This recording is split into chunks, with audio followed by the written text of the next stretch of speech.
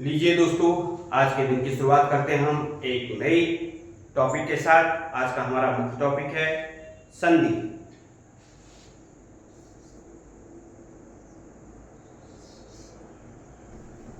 संधि क्या है? संधि।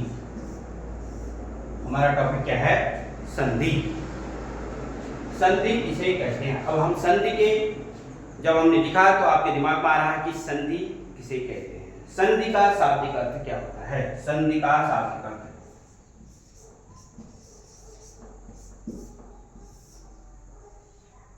संधि का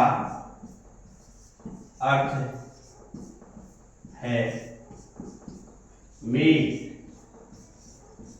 संधि का अर्थ क्या है? मेल। संधि का अर्थ क्या है? मेल। अब संधि का अर्थ मेल है तो संधि दिमाग में आता होगा कि संधि कैसे होती है। संधि दोस्तों प्रायः दो वर्णों के मेल में होती है। दो वर्णों के मेल से जो विकार परिवर्तन होता है उसे क्या कहते हैं? हमें संधि कहते हैं। जैसे हिम धन आलय। अब यहां पर हमारे दो वर्ण, दो शब्द है। अब आपने कहा कि दो, हमने इससे पहले बताया कि दो वर्णों के आपसी मेल से क्या होती है? संधि होती है। दो वर्णों के आपसी मेल से क्या होती है? संधि होती है। अब आप कह रहे होंगे कि दो शब्द है, ये दो शब्दों के मेल में जो है तो समास कहते हैं उसको। दो शब्दों के मेल को समास कहते हैं। लेकिन हम आपको ये बताना चाह रहे हैं कि दो वर्णों के मेल कैसे होंगे। दो वर्णों के मेल कैसे होंगे? प्रथम शब्द का अंतिम वर्ण क्या है? प्रथम शब्द का अंतिम वर्ण क्या है? म। म में क्या छुपा है दोस्तों? अ। क्या छुपा है? अ। म धन अ। अब द्वितीय शब्द का प्रथम वर्ण इस क्या है? आ। अब प्रथम शब्द के अंतिम वर्ण और द्वितीय शब्द के प्रथम वर्ण दो आपस में मिल जाएंगे तो क्या हो जाएगा? आ। अब जो इन दोनों के मिलने से जो परिवर्तन आया है वो क्या हो गया? आ। बड़ा रूप हो गया, आ हो गया। तो आप समझ गए होंगे कि संधि दो आपसी वर्णों के मेल से होती है। अब हम आगे बढ़ते हैं कि संधि की परिभाषा एवं संधि कितने प्रकार की होती है।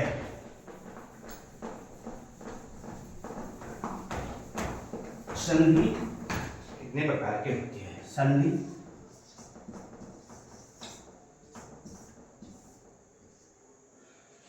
हमने आपको बताया कि संधि कितने प्रकार की होती है। संधि मुख्यतः तीन प्रकार की होती है।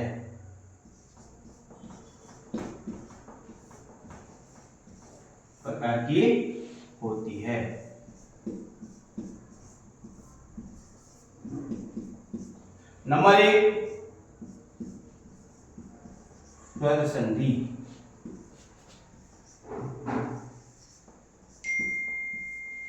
नंबर दो व्यंजन संधि।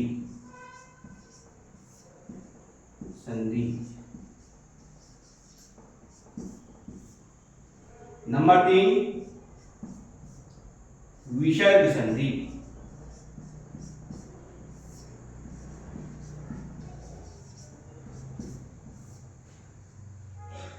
ये हमारा अज्ञात संधि के तीन प्रकार। संधि के तीन प्रकार। इससे पहले मैंने आपको बताया था कि दो वर्णों के परस्पर आपसी मेल से जो विकार उत्पन्न होता है उसे हम क्या कहते हैं? संधि कहते हैं। हमने संधि के तीन प्रकार बता दिए हैं: स्वर संधि, व्यंजन संधि और विसर्ग संधि। अब दोस्तों आज हम बताते हैं, आप पहले हम स्वर संधि। स्वर संधि स्वर संधि किसे कहते हैं? स्वर के साथ स्वर के मिलने से जो विकार परिवर्तन होता है उसे हम क्या कहते हैं? स्वर संधि कहते हैं। स्वर संधि के मुख्यतः 5 भेद होते हैं। स्वर संधि के मुख्यतः कितने भेद होते हैं? 5 भेद। आज का मेरा टॉपिक होगा स्वर संधि के 5 भेद और उसमें प्रत्येक संधि के सूत्र को बताना और संधि कैसी होती है, किस प्रकार उसमें विकार हो रहा है, परिवर्तन हो रहा है, वह मैं आपको बताऊंगा। स्वर संधि, स्वर संधि की परिभाषा हम आपको बताते हैं। स्वर के साथ स्वर के मिलने से जब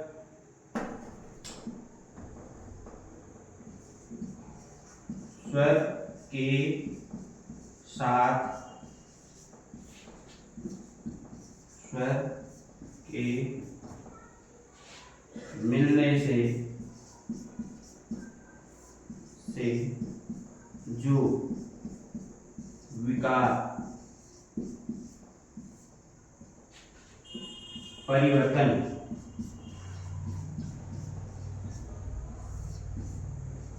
होता है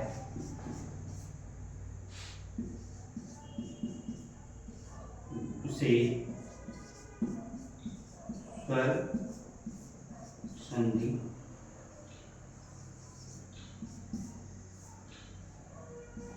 कहा जाता है।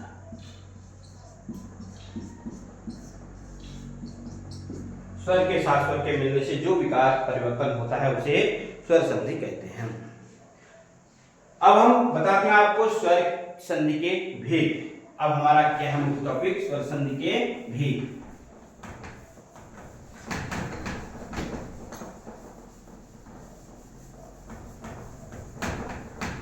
क्या होता है स्वर संधि के भेद? स्वर संधि मुख्यतः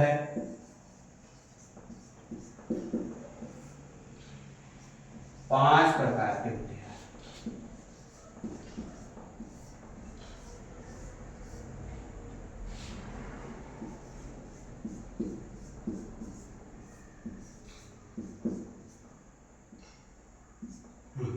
अब कौन कौन से?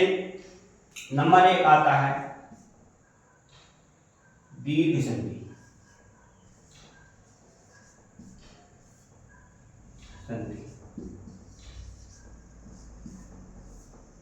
इसका सूत्र होता है अकह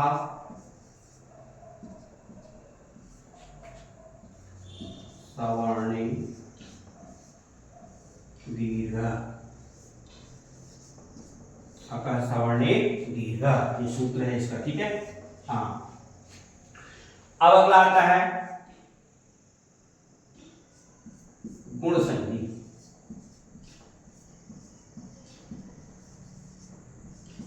इसका सूत्र होता है आद गुण। इसका सूत्र क्या है? आद गुण। अगला आता है वृद्धि संधि। नंबर 3 वृद्धि संधि। वृद्धि संधि, इसका सूत्र होता है वृद्धि रेच। वृद्धि रेच। अब अगला आता है यण संधि। यण संधि, यण संधि, इसका सूत्र होता है इको यणज। इको यणज, सूत्र क्या होता है? इको यणज। अगला होता है आयादी संधि। आयादी संधि, आयादी संधि, इसका सूत्र होता है एचो अयावयावः। एचो अयावयावः। एचो अयावयावः। अब इन सूत्र जब हमने आपको बताए हैं, इन सूत्रों को समझने के लिए हम सबको क्या आनी चाहिए? प्रत्याहार। प्रत्याहार होते हैं, कहां से होते हैं प्रत्याहार? प्रत्याहार होते हैं माहेश्वर सूत्र। माहेश्वर सूत्र जाना होगा, आप समझते होंगे। अयुण, ऋदृक, एयोंग, अयोच, हयवरट, यमणनम। इस प्रकार से 14 माहेश्वर सूत्र होते हैं। कितने होते हैं? 14 माहेश्वर सूत्र। इनको हल लास्ट में आता है। इस प्रकार से मैं आपको बताना चाहता हूं। अब हम अकह सवर्णे दीर्घ इसको समझते हैं। अकह सवर्णे दीर्घ, यह आपने नोट कर लिया होगा। मैं आपको बताता हूं। 5 प्रकार की संधि हमने बता दिया। अब हम बताते हैं दीर्घ संधि के बारे में। किसके बारे में? दीर्घ संधि के बारे में। अब दोस्तों मैंने कहा था कि अभी अक क्या होता है, ये आपको बताता हूं। अकह सवर्णे दीर्घ, अकह सवर्णे दीर्घ। अब आप समझ रहे होंगे कि इसको अगर आपको याद हो गया तो आपने दीर्घ संधि आपस आसानी से समझ जाएंगे। अब क्या होता है? अब जैसे माहेश्वर सूत्र में अयुण, ऋदृक, एयोंग, अयोच, हयवरट, इस प्रकार के 14 माहेश्वर सूत्र होते हैं। उन्हीं में से अक है एक। अक हम किसे कहते हैं वो आपको मैं बता देता हूं।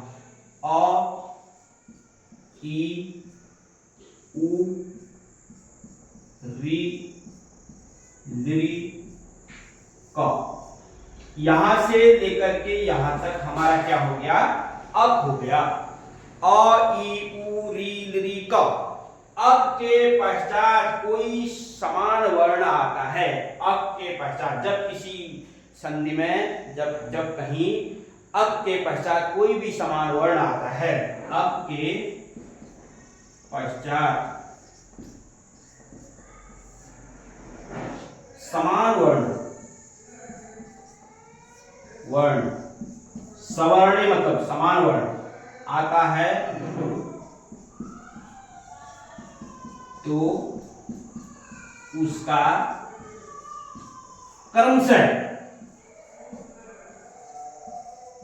दीर्घ हो जाता है। दीर्घ हो जाता है।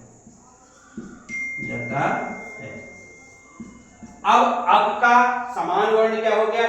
जब औधन औ आ जाएगा तो इसका दीर्घ क्या कहलाएगा? आ। ऐसे ही ई धन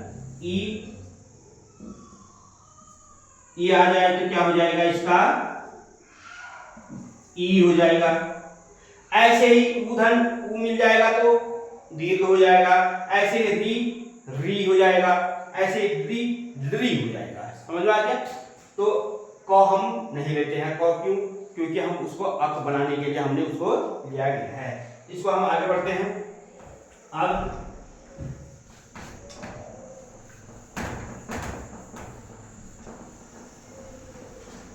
अब हमारा संधि अकह सवर्णे दीर्घ का एक उदाहरण हम आपको बताते हैं। जैसे रसायन, क्या है हमारा? रसायन।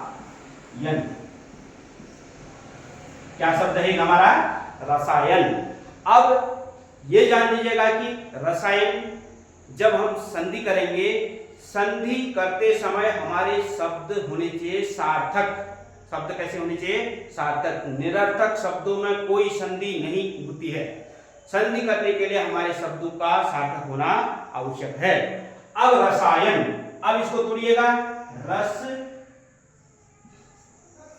धन आयन, रस धन आयन, रस धन अयन, रस धन अयन। तो हमारा रस में क्या छुपा हुआ है? स धन अ। क्या छुपा है? अ। यहां पर अयन अ, तो हमारा अ धन अ क्या हो गया? ये अ धन अ बराबर क्या हो गया? आ। तो हमारा क्या हो गया दोस्तों? रसायन, रस धन अयन, रसायन। तो रसायन हमारी संधि हो गई है। आज के लिए इतना ही। हम आगे मिलते हैं वृद्धि संधि के साथ। दीर्घ संधि हमने आपको क्लियर करा दी है। इसके बाद हम आगे बढ़ते हैं। Thank you.